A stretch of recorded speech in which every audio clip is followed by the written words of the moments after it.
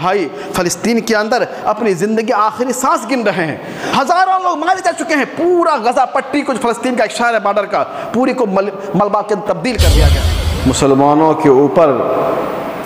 غیروں کی یلغار، خصوصاً ابھی چند دنوں سے مسئلہ فلسطین جو پیش آیا ہوا ہے، اور جس فلسطین کے اوپر دنیا کے سب سے بدترین قوم یہود نے جس طریقے سے ظلم و زیادتی، جاہلیت و سفاکیت کا دروازہ کھول دیا ہے، اور جس بے رحمی و سفاکی سے فلسطین کے مسلمانوں کو تہذیب کر رہے ہیں، ان کو قتل کر رہے ہیں، ان کے بچوں کو، ان کی عورتوں کو، ان کے جوانوں کو، ان کے بوڑھوں پہ جس طریقے سے لگاتار بم برسایا جا رہا ہے، وہ ہر ایک کے سامنے واضح ہے۔ اور پوری دنیا ظالم و جابر حکومتیں اور نام و نہاد عالمی برادری کی نمائندگی کرنے والی تنظیمیں اقوام متحدہ ہو یا دیگر حقوق انسانی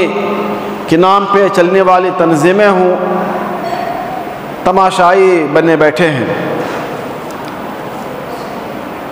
کسی کی طرف سے بھی کوئی اس ظلم کے خلاف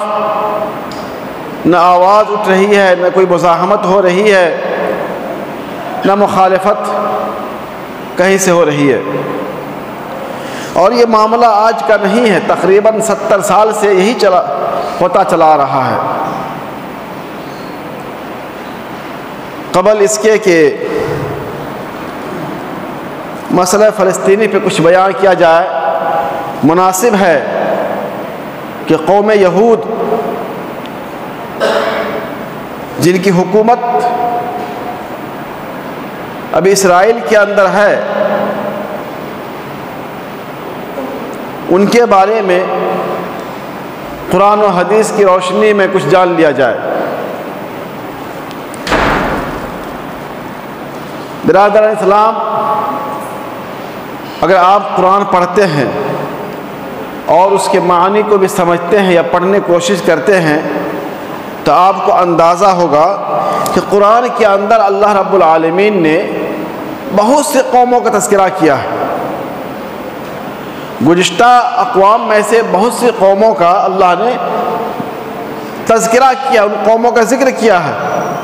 ان کے واقعات کو، قصے کو اللہ نے بیان کیا ہے۔ کیوں؟ تاکہ ہم ان سے عبرت پکڑیں، نصیحت حاصل کریں، اور جن چیزوں کی بنا پر ان قوموں پہ اللہ کا عذاب آیا، وہ قومیں ہلاک کر دی گئی، تباہ برباد کر دی گئیں، اور اس کائنات سے ان کا نام و نشان مٹا دیا گیا، ان اعمال سے، ان چیزوں سے، ان کارکردگی سے ہم اپنے آپ کا کریں، محفوظ کر لیں۔ ان قوموں میں سب سے زیادہ قرآن کے اندر جس قوم کا تذکرہ ہوا ہے وہ قوم یہود ہے۔ یہودی قوم ہے۔ قرآن کے اندر سب سے تذکرہ اسی قوم کا اللہ نے کیا ہے۔ کیوں؟ کہ یہ قوم دنیا کی سب سے بدترین قوم ہے، سب سے عیار و مکار قوم ہے۔ اس قوم کی فطرت میں، گٹھی میں دغا بازی، فریبی، عیاری، شرکسی، دھوکہ دہی، مکاری، چال بازی، ظلم و زیادتی اس قوم کی گٹھی میں بسی ہوئی ہے، اور شروع سے اس قوم کا یہی طرز عمل رہا ہے۔ یہود، اسی کو آج کے زمانے میں اسرائیلی کہا جاتا ہے، اور یہود و نصارہ کو ملا کر کے بنی اسرائیل کہا جاتا ہے۔ قرآن کے اندر دیکھیں ان کو بنی اسرائیل کہا گیا ہے، اہل کتاب سے موسوم کیا گیا ہے۔ بنی اسرائیل جب بولتے ہیں تو اس میں نصارہ بھی ہیں، کرسچن بھی ہیں، یہودی بھی ہیں، اسرائیلی بھی ہیں۔ اس قوم کی تاریخ حضرت یعقوب علیہ السلام سے شروع ہوتی ہے، کیونکہ یعقوب علیہ السلام جو حضرت اسحاق علیہ السلام کے بیٹے ہیں اور حضرت ابراہیم علیہ السلام کے پوتے ہیں، یعقوب علیہ السلام ہی کا نام تھا اسرائیل۔ عبرانی زبان کے اندر اسرا کے معنی ہے بندہ اور ایل کے معنی ہے اللہ، جیسے ہم لوگ عربی میں بولتے ہیں عبداللہ، یہی معنی عبرانی زبان میں اسرائیل کا آتا ہے۔ تو اسرائیل کا معنی تھا عبداللہ، اللہ کا بندہ۔ ان کی جو اولاد چلی، ان کی جو نسل چلی، انہی کو بنی اسرائیل کہا گیا۔ اور اس سے پہلے ان کے جو والد محترم ہے اسحاق علیہ السلام، یہ حضرت ابراہیم علیہ السلام کے دوسرے صاحبزادے ہیں، دوسرے بیٹے ہیں۔ ابراہیم علیہ السلام کو اللہ نے 2 لڑکوں سے نوازا تھا، اسماعیل علیہ السلام سے اور اسحاق علیہ السلام سے۔ اسماعیل حضرت ابراہیم کے بڑے بیٹے ہیں اور حضرت اسحاق چھوٹے بیٹے ہیں۔ اسحاقی کے چھوٹے لڑکے ہیں یعقوب علیہ السلام، اور پھر یعقوب کے لڑکے ہیں حضرت یوسف علیہ السلام۔ یہ جو خاندان ہے یہ نبیوں کا خاندان ہے، ان کے باپ نبی، ان کے دادا نبی، ان کے پردادا نبی، تو نبیوں کے خاندان ہے یہ۔ اور دنیا کی تاریخ میں یہی خاندان ہے جن میں کئی پشت، 4 پشت نبی ہے، 4 پشت لگاتار نبی ہے۔ تو یعقوب علیہ السلام کی اولاد کو بنی اسرائیل کہا گیا، اور وہی نسل جب آگے بڑھی تو تمام انبیاء کرام حضرت عیسیٰ علیہ السلام تک، حضرت عیسیٰ علیہ السلام تک جتنے انبیاء کرام آئے وہ سب بنی اسرائیل ہی میں آئے، حضرت اسحاق کی اولاد میں آئے جتنے انبیاء کرام ہیں۔ یعقوب کے بعد یوسف ہوں، موسیٰ ہوں، عیسیٰ ہوں، داؤد ہوں، سلیمان ہوں، زکریا ہو، یحییٰ ہو، بے شمار انبیاء کرام دنیا میں تشریف لائے، سب کا تعلق بنی اسرائیل سے تھا۔ اور ان کی کتابوں میں یہ تذکرہ تھا کہ آخر میں ایک نبی آنے والے ہیں۔ تورات کے اندر بھی، انجیل کے اندر بھی، اور دیگر صحیفوں کے اندر بھی یہ پیشین گوئی تھی، یہ بشارت تھی، یہ خوشخبری دی گئی تھی کہ آخری زمانے میں، آخر میں ایک نبی آنے والے ہیں جو کیا ہوں گے؟ خاتم النبیین ہوں گے، آخری پیغمبر ہوں گے، اور ان کی پیغمبری، ان کی نبوت عالمگیر نبوت ہوگی، پوری دنیا والوں کے لیے ہوگی، اور کائنات کے آخری نبی ہوں گے، اور قیامت تک پھر کوئی دوسرا نبی آنے والا نہیں ہے۔ یہ تمام باتیں ان کی کتابوں میں، یہود کتابوں میں اور دیگر انبیاء کرام نے تشریف لائے، انہوں نے پیشین گوئی کر دی تھی۔ اور ان کا یہ تصور تھا، ان کی یہ خوش فہمی تھی کہ جو آخری نبی آنے والے ہیں، جو امام الانبیاء ہوں گے، پورے نبیوں کے سردار ہوں گے، وہ بھی ہماری خاندان سے ہوں گے، بنی اسرائیل سے ہوں گے، یہود میں ہوں گے۔ یہ خوش فہمی مبتلا تھے وہ لوگ، اور اس نبی کا انتظار کر رہے تھے، اس نبی کا انتظار کر رہے تھے۔ لیکن اللہ تعالیٰ نے اس نبی کو کہیں اور مبعوث کرنا تھا، کسی اور خاندان بھیجنا تھا۔ اور پھر جب اللہ کے نبی محمد عربی صلی اللہ علیہ وسلم کی شکل میں اللہ تعالیٰ نے محمد صلی اللہ علیہ وسلم کو مکہ کے اندر عرب میں پیدا فرمایا، عرب کے اندر مبعوث کیا، تو جب یہود نے دیکھا ارے یہ نبی تو ہمارے خاندان میں نہ آ کر کے بنی اسماعیل میں آ گئے ہیں، اسماعیل علیہ السلام کی اولاد میں آ گئے ہیں، یہ عرب ہیں، یہود نہیں ہیں، تو انہوں نے اس بنا پر، اپنی نسلی تعصب کی بنا پر، یہ نبی عرب میں آئے ہیں، یہود میں نہیں آئے ہیں، غیر عرب میں نہیں ہیں، انہوں نے اللہ کے نبی صلی اللہ علیہ وسلم سے دشمنی مول لے لی، دل میں حسد پال لیا، کینہ پال لیا۔ اور اس سے پہلے بھی یہ قوم جو ہے نا، قوم یہود، اللہ نے ان کے بارے قرآن کے اندر بے شمار چیزیں بیان کی ہیں۔ یہ وہ قوم تھی کہ جب فرعون کے قبضے میں یہ قوم تھی، فرعون ان کو ظلم کر رہا تھا، ان کے ساتھ جانوروں سے بدتر سلوک کر رہا تھا، ان کے بچوں کو ذبح کر رہا تھا، عورتوں کو زندہ رکھ رہا تھا، اللہ تعالیٰ نے ان کی نجات کے لیے اس قوم کو فرعون کے چنگل سے نکالنے کے لیے، ان کے زبر و استبداد سے بچانے کے لیے حضرت موسیٰ علیہ السلام کو پیدا فرمایا۔ اور پورا واقعہ جانتے ہیں قرآن کے اندر کس طریقے سے موسیٰ علیہ السلام نے فرعون سے مقابلہ کیا، تمام طرح کی چیزیں ہوئی، صرف کس لیے؟ اللہ کے پیغام پہنچانے کے لیے اور بنی اسرائیل کو فرعون اور ان کی قوموں سے نجات دلانے کے لیے۔ اور جب اللہ تعالیٰ نے حکم دیا کہ رات میں کہ اے موسیٰ آپ اس اپنی قوم کو لے کر کے مصر سے نکل جائیے، مصر سے نکل جائیے، اور موسیٰ علیہ السلام جب اپنی قوم کو لے کر کے مصر سے نکلے، فرعون کو معلوم ہو گیا کہ یہ موسیٰ اپنی قوم کو لے کے یہاں سے نکل رہے ہیں، انہوں نے پورا اعلان کر دیا مصر کے اندر، پوری فوج لے کے موسیٰ علیہ السلام اور ان کی قوم کو پیچھا کیا، اور جب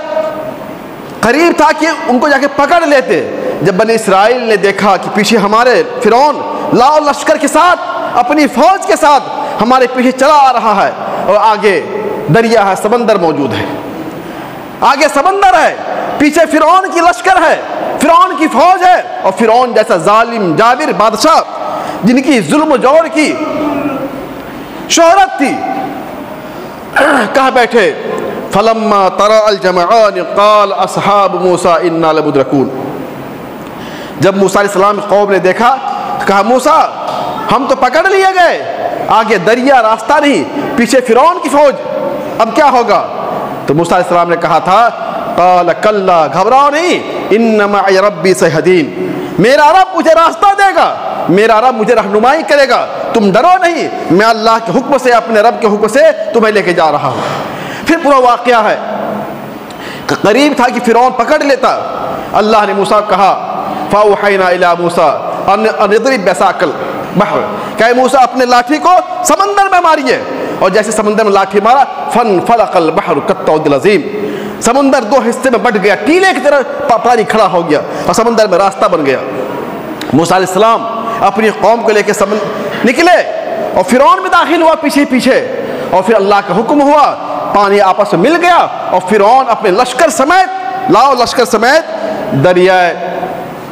بحر قلزم، سمندر جو ہے بحر قلزم میں کیا غرق ہو گیا، تباہ و برباد ہو گیا۔ اور اس طریقے سے اللہ تعالیٰ نے فرعون کو ان کی فوج سمیت، ان کے لشکر سمیت، تمام مال دولت سمیت دریا میں ڈبو دیا، اور بنی اسرائیل کو فرعون سے نجات دلا دی۔ اتنا بڑا انعام اس قوم کو اللہ نے کیا تھا، لیکن جیسے میں نے کہا یہ قوم اتنی بدمعاش قوم تھی، اتنی بدبخت قوم تھی کہ ابھی یہ واقعہ چند سال ہوئے تھے جب یہ لوگ نکلے وہاں سے۔ موسیٰ علیہ السلام نے اپنے بھائی ہارون سے کہا کہ آپ ان کو لے کے رہیے، میں اللہ تعالیٰ کے پاس جا رہا ہوں، اللہ مجھے اپنے پاس بلا رہا ہے، مجھ سے بات کرے گا، میں کوہ طور پہ جا رہا ہوں۔ اور ادھر گئے موسیٰ علیہ السلام، ادھر اس قوم نے موسیٰ کے پیچھے بچھڑے کی پوجا شروع کر دی، سامری جادوگر نے بہکایا اور بچھڑے کی پوجا شروع کر دی،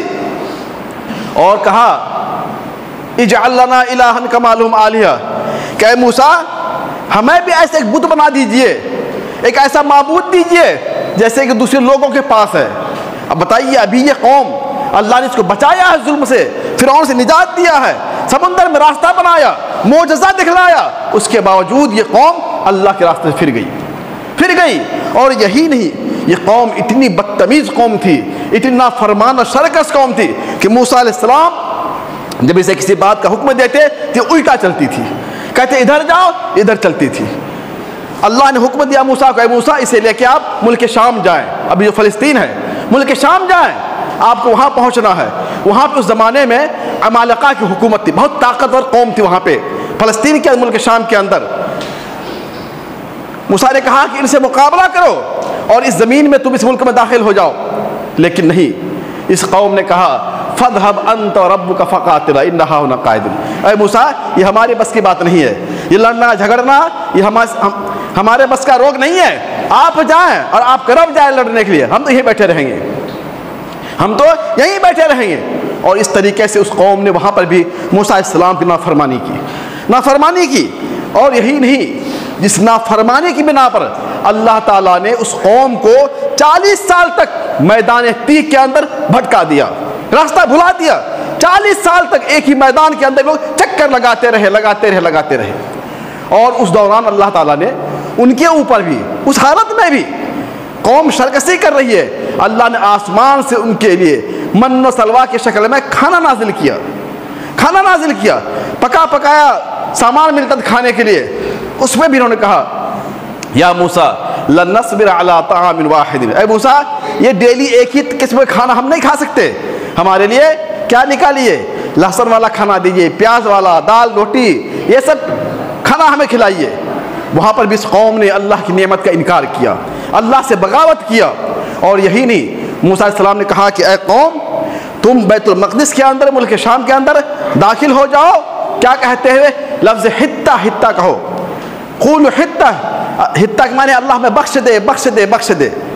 جب وہ قوم داخل ہوئے بجا حتہ کہنے کے ہنتا کہنے لگے، ہنتا کے معنی ہے گیہوں کا دانہ، گیہوں کا دانہ۔ تو گویا کہ قرآن میں تمام چیزیں اللہ نے بیان کی اس قوم کے بارے میں۔ اتنی نافرمان قوم تھی، موسیٰ علیہ السلام پریشان ہو گئے اس قوم کو لے کر کے، کہتے ادھر چلو جاتی ادھر تھی۔ کبھی بھی یہ قوم موسیٰ علیہ السلام کی بات پہ مکمل عمل نہیں کی۔ اللہ تعالیٰ نے ان سے کہا کہ اے لوگو تم سنیچر کو مچھلی مت پکڑنا۔ یہ لوگ کیا کرتے تھے، جمعہ ہی کی رات میں جال لگا دیتے تھے، جمعہ کی رات میں جال لگا دیتے تھے، کیونکہ سنیچر کو مچھلیاں اوپر آ جاتی تھی۔ اللہ نے کہا تم چربی مت کھاؤ، تمہارے چربی کھانا حرام ہے۔ چربی کو پگھلا لیتے تھے، کہتا اب چربی نہیں تیل بن گیا ہے۔ تو اس طریقے سے یہ قوم جو تھی بہت ہی شرکس، بہت ہی تمرد پسند، بہت ہی فرعونیت والی کیا یہ قوم موجود تھی، اور یہ قوم شروع ہی سے اللہ کا باغی تھی۔ اور اسی وجہ سے اللہ تعالیٰ نے قرآن کے اندر فرمایا ضربت علیہم الذلۃ والمسکنۃ وباؤوا بغضب من اللہ۔ اس قوم پہ اس کی نافرمانی کی بنا پر، ان کی شرکسی کی بنا پر، تمرد کی بنا پر، ان کی عناد کی بنا پر، اللہ سے بغاوت کرنے کی بنا پر، رسول کی مخالفت کرنے کی بنا پر اللہ نے اس قوم کے اوپر ذلت کو طاری کر دیا ہے، مسلط کر دیا ہے۔ اور یہ لوگ جہاں بھی رہیں گے اللہ کا عذاب ان کے اوپر آتا رہے گا۔ اور اسی قوم کو اللہ تعالیٰ نے مغضوب علیہ قوم کہا ہے۔ ہم پڑھتے ہیں نا اہدنا الصراط المستقیم صراط الذین انعمت علیہم غیر المغضوب علیہم ولا الضالین۔ دعا سکھلائی گئی ہے ہمیں اور آپ کو کہ ہر نماز میں ہم کہا ہے اللہ ہمیں سیدھا راستہ دکھلا، ان لوگوں کا راستہ جن پہ تم نے انعام کیا ہے، نبیوں کا راستہ، نیک لوگوں کا راستہ، ان لوگوں کا راستہ نہیں اللہ جن پہ تیرا غضب نازل ہوا ہے۔ اور کون ہے غضب والے؟ یہی یہود ہیں، یہی یہود ہیں۔ اور اس قوم کو ان کی نافرمانی کی بنا پر اللہ نے اس کو دنیا ہی کے اندر خنزیر بنا دیا تھا، سور کی شکل میں تبدیل کر دیا تھا اور بندر کی شکل میں تبدیل کر دیا تھا۔ وجعل منهم القردة والخنازير وعبد الطاغوت۔ یہ قوم کو، یہود کو اللہ نے ان کی نافرمانی کی بنا پر، بدماشی کی بنا پر دنیا کے اندر ہی سور اور کیا ہے بندر بنا دیا تھا اس قوم کو۔ تو میرے بھائی یہ قوم جو ہے نا شروع ہی سے بہت ہی بدماش قوم ہے، یہ ہمیشہ اللہ کی نافرمانی کرتی رہی ہے، اور ان کی گھٹی میں سازشی لکھا ہوا ہے، سازش کرنے میں بڑی ماہر قوم ہے۔ اللہ کے نبی صلی اللہ علیہ وسلم جب مکہ سے مدینہ تشریف لائے،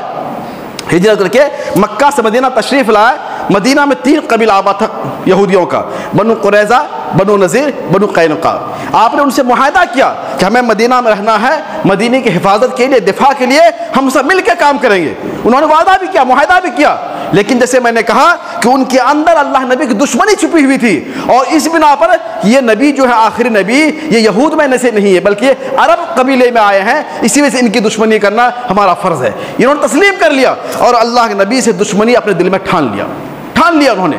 اور ہر موقع سے مدینے کے اندر اللہ نبی کو دشمنی کی، اسلام کو اور پیغمبر اسلام کو، مسلمانوں کو نقصان پہنچانے کے لیے، غضب پہنچانے کے لیے ہر ممکن کوشش کی، کفاروں سے ساز باز کیا، سازشیں کی، جس کا نتیجہ یہ ہوا کہ اللہ کے نبی صلی اللہ علیہ وسلم نے ان کی بدماشیوں کو دیکھ کر کے 2 قبیلے کو، بنو نذیر اور بنو قینقاع کو مدینے سے نکال بھگایا، جلا وطن کر دیا، مدینے سے ان کو نکال بھگایا، اور یہ لوگ جا کے خیبر میں آباد ہو گئے۔ اور تیسرا قبیلہ تھا بنو قریظہ، جنگ خندق کے موقع سے جب مدینہ کے اوپر تقریباً پورے علاقے کے مشرکین حملہ آور ہو چکے تھے مسلمانوں ختم کرنے کے لیے، اسلام کو مٹانے کے لیے، ایسے موقع سے یہ بنو قریظہ جو یہود کا قبیلہ تھا مدینہ کے اندر رہتا تھا، مسلمانوں سے معاہدہ تھا ان کا، لیکن اس کے باوجود انہوں نے غداری کیا مسلمانوں کے ساتھ اور کفاروں کا ساتھ دیا، مسلمانوں کی راز کی باتوں کو کفار تک پہنچایا۔ لیکن اللہ کی رحمت آئی،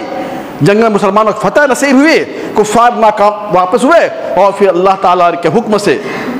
بنو قریظہ کے تمام مردوں کو جو بالغ تھے قتل کر دیا گیا، چونکہ وہ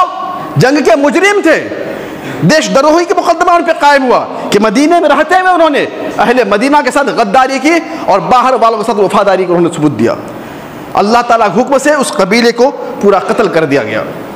تو میرے بھائی، یہ قبیلہ یہود اسی زمانے سے، یہ آج کا دشمن نہیں ہے، آج فلسطین پہ حملہ کر رہا ہے، یہ کوئی تیل کا معاملہ نہیں ہے، یہ کوئی حکومت کا معاملہ نہیں ہے، بلکہ یہ دشمنی ان کی اسی زمانے کی دشمنی ہے کہ انہوں نے اپنے دل میں مسلمانوں کے خلاف یہ دشمنی پال رکھی ہے کہ یہ نبی کی ہمیں مخالفت کرنی ہے، اس نبی کے ماننے والوں کو ہمیں مٹانا ہے اور اس نبی کے دین کو ہمیں دنیا سے مٹانا ہے، اور اس کے لیے انہوں نے یہ سازش کی۔ اور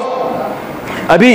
فلسطین کے اندر دیکھیں کس طریقے سے انہوں نے ظلم و زیادتی کے بازار گرم کر رکھا ہے، ظلم و زیادتی کا بازار گرم کر رکھا ہے، فلسطینیوں کی زمین پہ قبضہ کر رکھا ہے۔ آج جہاں اسرائیل ملک آباد ہے، یہ زمین فلسطینیوں کی زمین ہے۔ 1948 کے اندر ان کو جگہ دی گئی، اور اس سے پہلے عالمی جنگ کے اندر جب ہٹلر نے، جرمنی کے بعد کیا تھے حاکم، ہٹلر نے 50 لاکھ یہودیوں کو قتل عام کیا، اور وہ لوگ مارے، ڈر کے مارے وہاں سے بھاگے۔ کوئی دنیا میں ان کو پناہ نہیں دے رہی تھی، کوئی حکومت ان کو پناہ دینے کے لیے تیار نہیں تھی۔ ان کی سازش کرنے کی بنا پر، ان کی بدمعاشی کی بنا پر یہ لوگ اپنے بال بچوں کو لے کر کے پوری دنیا میں چکر لگا رہے تھے۔ تب فلسطین پہنچا، مسلمانوں کے پاس پہنچا، اپنی فریاد سنائی، اپنی بے بسی کی اظہار کیا۔ مسلمان رحم دل ہوتے ہیں، ان کے اوپر رحم آ گیا، کہا ٹھیک تم یہاں بس جاؤ، اور وہ لوگ بسے ریفیوجی بن کے بسے، اور پھر انہوں نے اپنی سازش کے ذریعے سے آہستہ آہستہ اپنی آبادی پھیلائی، اور مسلمانوں ہی کے ملک پہ قبضہ کرتے کرتے آج دیکھیں تقریباً 78% فلسطین پہ ان کا قبضہ ہو چکا ہے۔ 78% فلسطین پہ ان کا قبضہ ہے۔ مسلمانوں کی زمین کو قبضہ کر لیا، مسلمانوں کو گھروں سے نکال دیا، ان کو بے دخل کر دیا، اور آج وہی کہتا ہے کہ ہم پہ ظلم ہو رہا ہے، ہم پہ ظلم ہو رہا ہے۔ اور اس زمانے کے اندر پوری دنیا کی طاقت ان کی پشت پناہی کر رہی ہے، امریکہ ہو، فرانس ہو، جرمنی ہو، کچھ بھی ہو، جتنی بھی اسلام دشمن طاقتیں ہیں سب ان کے پیچھے کھڑی ہیں۔ کیوں؟ مسلمان کو مٹانا ہے، مسلمان کو مٹانا ہے۔ تو میرے بھائی،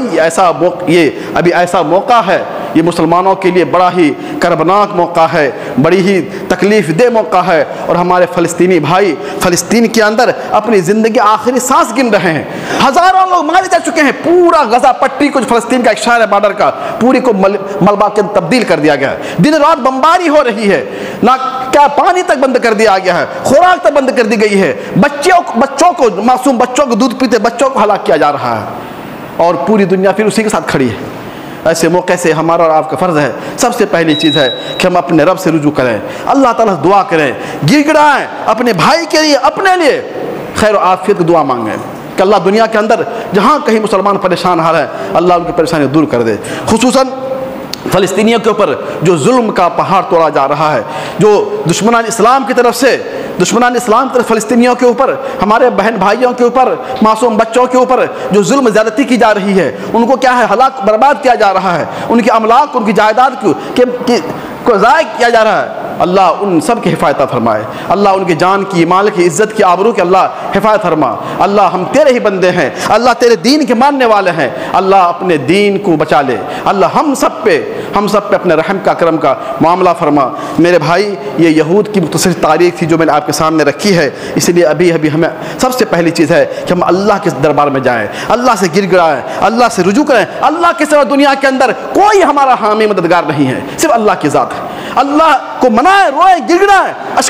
کیا ہے، اپنی آنکھوں سے اشک بہائے، ندامت کے آنسو ٹپکائے، اپنے گناہوں سے معافی مانگے، تو انشاءاللہ ہمارا رب ہم سے راضی ہو جائے گا، ہمارا رب ہم سے راضی ہو جائے گا، اور ہمارے اوپر رحم کا معاملہ فرمائے گا۔ جس طریقے سے مدینہ کے اندر 300 مسلمان تھے اور 1000 کافر کھڑا تھا، اللہ کے نبی صلی اللہ علیہ وسلم سجدے میں گر گئے اور اللہ تعالیٰ سے دعا کی کہ اللہ ان تہلک هذه العصابہ لن تعبد فی الارض ابدا، اللہ بار الہ، اگر یہ میدان بدر میں یہ 369 مسلمان جن کے پاس نہ ہتھیار ہے، نہ گھوڑے ہیں، کچھ بھی نہیں ہے، یہ 1000 کافروں کے مقابلے میں تیرے دین کی حفاظت کے لیے، تیرے دین کے نام لینے کی وجہ سے کھڑے ہیں، اللہ اگر یہ آج ہلاک ہو گئے، قیامت تک سرزمین پہ تیرا کوئی نام نہیں لینے والا ہوگا۔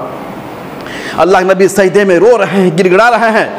آپ کے کپڑے بدن سے گر گئے, ابو بکر کھڑے تھے, برداشت نہیں ہوا, آپ کو اٹھایا, کہا اللہ کے نبی بس کر دیجئے, اللہ آپ کی دعا کو ضائع نہیں کرے گا. اور اللہ کے نبی نے سجدے سر اٹھایا, فرشتہ نازل ہوتے ہیں جبرائیل, اور کہتے ہیں سیہزم الجمع ویولون الدبر, کہ نبی خوش ہو جائیے, ان قریب یہ فوج جو لشکر کفار ہے, جو اسلام کو مٹانے کے لیے, آپ کو کیا ختم کرنے کے لیے آپ سے مقابلہ تیار ہے, ان قریب یہ شکست کھانے والی ہے, دم دبا کے بھاگنے والی ہے. اور تاریخ نے دیکھا 1000 لشکر جرار 313 مسلمان کے سامنے بھیگی بلی بن گئے, 70 کافر شہید ہوئے, 70 کو قید کیا, اور اسلام کا جھنڈا اللہ تعالیٰ نے بلند کر دیا. تو میرے بھائی, آج بھی وہی اللہ ہمارا ہے, دین بھی وہی ہے, نبی بھی وہی ہے, قرآن بھی وہی ہے. تمام لوگ مل کر کے اپنے رب کو راضی کریں, اپنے گناہوں پہ توبہ کریں, اور اللہ تعالیٰ انشاءاللہ ضرور ہماری مدد کرے گا, ہمارے اوپر رحم کرے گا. اللہ تعالیٰ ہم تمام مسلمانوں کو پکا سچا مسلمان بننے توفیق عطا فرمائے.